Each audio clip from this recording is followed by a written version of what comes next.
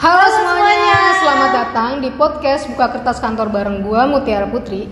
Gue Nadia Mumtazah, dan kali ini kita mau bahas salah satu film nih yang pastinya relate banget sama dunia kerja, My Stupid Boss 1. Yes, film ini tuh gak cuma lucu, absurd, tapi juga ngasih contoh nyata gimana human relation alias hubungan antar manusia di tempat kerja tuh diuji habis-habisan. Nah, kalau kalian udah pernah nonton, pasti kalian tahu deh betapa sabarnya karyawan-karyawan si bos nih yang idenya suka aneh-aneh. Ini nyambung banget sama teori hierarchy of needs dari Maslow, di mana karyawan gak cuma butuh gaji, safety needs, tapi juga butuh dihargai, esteem needs, dan butuh diakui idenya. Betul, contoh itu kayak Diana sama Adi di film ini. Mereka tuh stres banget karena kebutuhan self esteemnya tuh gak terpenuhi. Udah kerja keras tapi gak dianggap, ditambah lagi tuh komunikasinya tuh yang di kantor tuh ngaco banget. Nah makanya nih di materi human relation, komunikasi itu fondasi penting supaya hubungan kerja gak pecah di tengah jalan. Nah, selain itu juga teamwork berperan besar di sini. Kalau nggak ada saling dukung kayak Diana dan Adi, mungkin mereka udah resign rame-rame. Ini sesuai teori teamwork dan interpersonal relationship. Kalau lingkungan kerja toksik, minimal punya teman curhat biar mental nggak rontok sendirian. Nah, biar makin kebayang nih ya, kita udah siapin sedikit cuplikan drama versi kita. Yuk langsung aja kita dengerin bareng. Jangan lupa nih sambil dengerin, coba deh perhatiin di mana konflik terjadi, kenapa konflik itu bisa muncul, dan gimana hubungan kerja jadi penentu cara nyelesain konfliknya.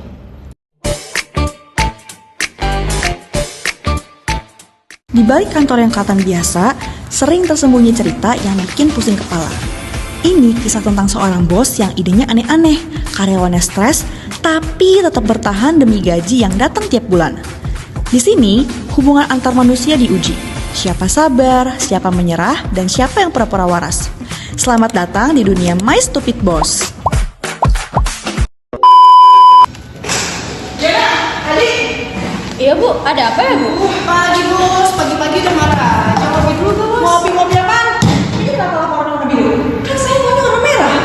Printer itu kan emang error bu, saya minggu lalu udah bilang. Asal-asal. Kalau misalnya emang warna merahnya habis, ya kamu cetak warna merahnya sendiri. Cetak merahnya gimana? Dilukis. Kamu tuh jangan pengen melawan ya.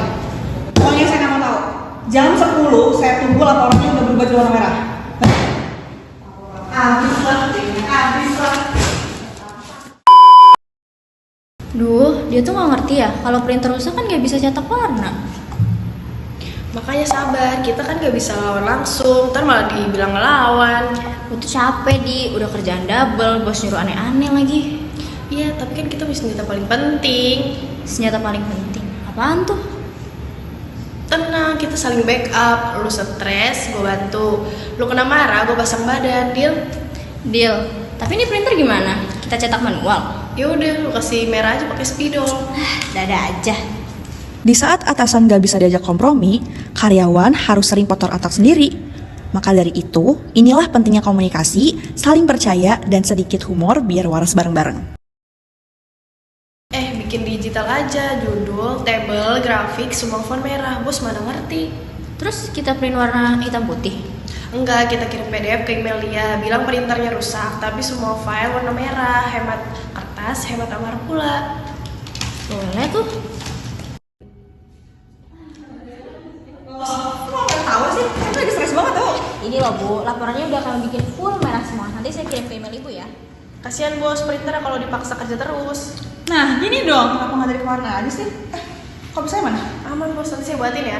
Gitu dong, kalau kayak gini kan saya jadi seneng gaji kalian.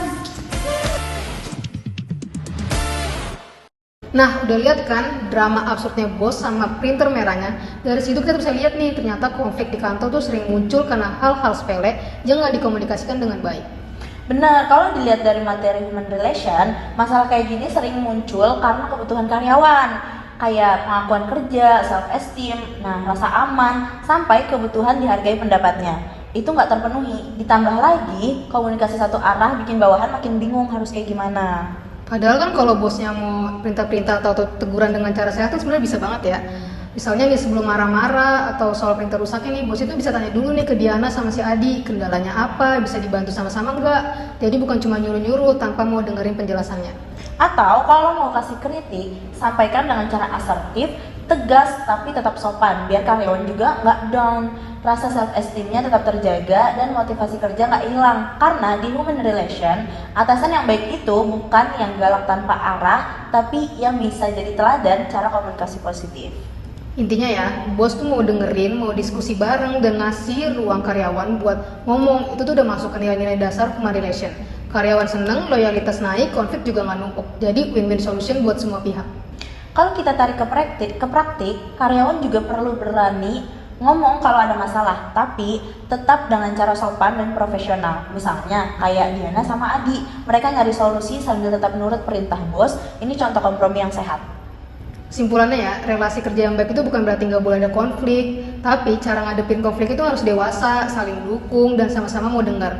Karena kalau human relation-nya sehat, kerja juga lebih enak, target kantor juga tercapai.